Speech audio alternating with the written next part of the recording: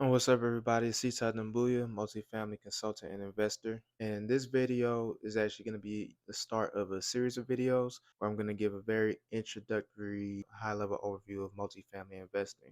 I'm going to talk about what multifamily is, how it differs from residential. I'm going to go over some of the benefits of investing and owning multifamily properties. I'm going to go over some of the property types and the niches. And then I'm even going to dive into how to actually acquire one and give a high level step by step process. So if this is an asset class that you're interested in and you want to learn more, I advise you to stick around and watch all the videos in the series. All right, let's get into it. So first, a little bit about me. My background is actually in engineering. So I got an engineering degree and worked corporate as an engineer for a while before transitioning to a full-time real estate professional. And most of my experience in real estate has been in the multifamily space. I'm a general partner in over 200 units, including market rate and affordable housing units. And I also consult on acquisitions and development for mixed use and multifamily properties. So let's talk about what is multifamily first. So multifamily, of course, is going to refer to multiple units at one property. Of course, the very simple. But one of the keys is when you transition from residential multifamily into commercial is when you hit 5 units. So up to 4 units, a multifamily property is still considered residential and is treated as such. So you're going to finance it the same way. It's going to be valued the same way. But when you transition into 5 units or more, now it's considered a commercial property and it's no longer considered residential. One of the key things and one of the biggest differences that gives multifamily an advantage is that when it's transitioned into commercial and is considered a commercial property, the way it's valued is completely different. So when you're looking at residential properties, as many people know, they're valued based on the comps, so comparable properties. So they're going to look at what does your property look like, what is the square footage, what is the age, bed and bath count. I'm going to talk about even like what school district, what's the finish, how nice does it look. They're going to look at all those factors, find other properties in maybe a 1 to 3 mile radius that have similar characteristics, and you're going to say, what did those properties sell for in the last 6 months or so? And they're going to use that to come up with a value for your property. And commercial, because multifamily property is treated as a business, is valued based on the income. So the more income that the property generates, the net operating income, then the higher the value. And there's a standard equation. I'm not going to get into depth in this video, but value equals NOI over cap rate. So your NOI is your net operating income, which is essentially your revenue minus your operating expenses. Your cap rate is essentially like a multiplier that's indicative of market risk. Lower cap rate markets are going to be seen as more desirable, and you're going to pay a higher premium in those markets as opposed to higher cap rate markets. So you can see is the value is going to increase with the NOI going up or with the cap rate going down. So because the property is valued that way, you're not necessarily tied to the other properties in the market and what they're sold for. You have the ability to come up with a business plan that's going to increase the net operating income and therefore increase the value of the property, which allows you to be very strategic when it comes to multifamily and commercial real estate in general. Very key in how you look at it. So let's discuss some of the other benefits of owning multifamily real estate. One, just the sheer size. If you look at a rental property and a rental unit, it's going to give you some cash flow. When you're looking at multifamily, you can multiply that cash flow among several units. And most of what I'm going to talk about in this video is going to apply to larger properties. So think 80 plus units. And the way you go about investing in properties at 80 plus units is just different in how you operate in smaller multifamily units.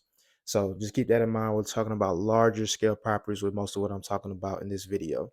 Another benefit is going to be economies of scale. So think about having that central focus on one property. If you have 100 different rental properties in all over the city of Atlanta, then that's 100 different roofs you got to worry about when they need to be replaced. There's 100 different insurance policies for each of those properties. You're going to have 100 different driveways and 100 different unique properties that you have to manage. But when you have 100 units all on one property, you have fewer rules that you got to worry about replacing, probably replace them all at one time. You have one insurance policy that covers everything. You have one water bill or at least one collection of water bills for the entire property. So you're able to centrally focus your attention as an operator on that one location as opposed to a whole bunch of different locations. You also get the economies of scale in terms of pricing and volume discounts. So when you're doing renovations on a large property, you can buy materials in bulk or have a consistent flow of materials coming from one location so you can get better pricing and better efficiency in those materials being delivered. Also, when you have property that's a large enough size, you can have on-site property management, and it's going to be cheaper than having property management of one rental unit. So think about having an on-site manager. You have somebody that's there every single day that can monitor the property, be available for tenant requests and handle certain things. So you can have dedicated staff, and it's going to allow for better oversight of your property, and it's going to be cheaper on a per unit basis than having multiple different properties. Another big benefit is going to be the risk mitigation and diversification. So if you have a single family rental and you have a tenant that leaves or skips or whatever, that unit is not making you any money until you get another tenant in there. So it could be a couple weeks, it could be a few days, it could be a month or so. But in that time frame, you're not getting any revenue. If you have a 100 unit property, you can have one, two, three, four, five, six tenants, 6 units are vacant, and you still have 90 plus units of ideally paying tenants. So you're still seeing that revenue. So now your risk of tenant loss is a lot lower because you're able to spread it across several different units. Next benefit is going to be forced appreciation. So as I mentioned before, your multifamily property, when it's commercial, is going to be valued as a business. So it's valued based on the income. That allows you to be very strategic in forcing appreciation. So a lot of people are in the business of flipping apartments. So similar to flipping a house where you're renovating a unit or renovating a property to bring it up to market standard, make it luxury, whatever it is, and you're going to sell it at a higher price. You can do that with multifamily, but instead of just focusing in on how do you make it look nicer, you're worried about operations. How can you reduce expenses? How can you increase revenue, whether it be adding certain amenities or charging for utilities that weren't previously charged for? Everything that you can do to increase the overall NOI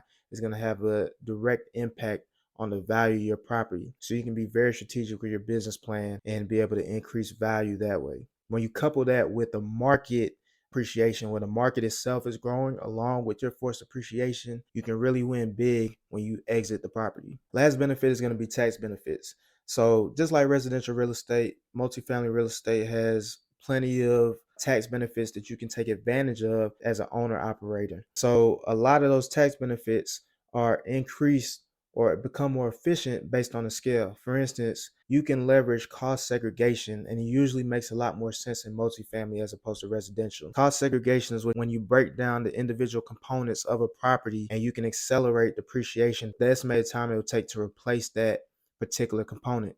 So instead of having a residential property where you're going to take the entire property for single family, you depreciate it over, I want to say 27 years. You can take individual components like the doors and the flooring, the fans, every single component of that property that has a higher turnover, a shorter lifespan, and you can do accelerated depreciation on those individual components and have a much bigger tax savings than if you just took the depreciation on the entire property itself. All right, thank you for sticking around. If you got some value out of that video, please go ahead and like and then subscribe for more content. And I also encourage you to go and check out the next video. I'm going to talk about the different property types and the different niches in multifamily.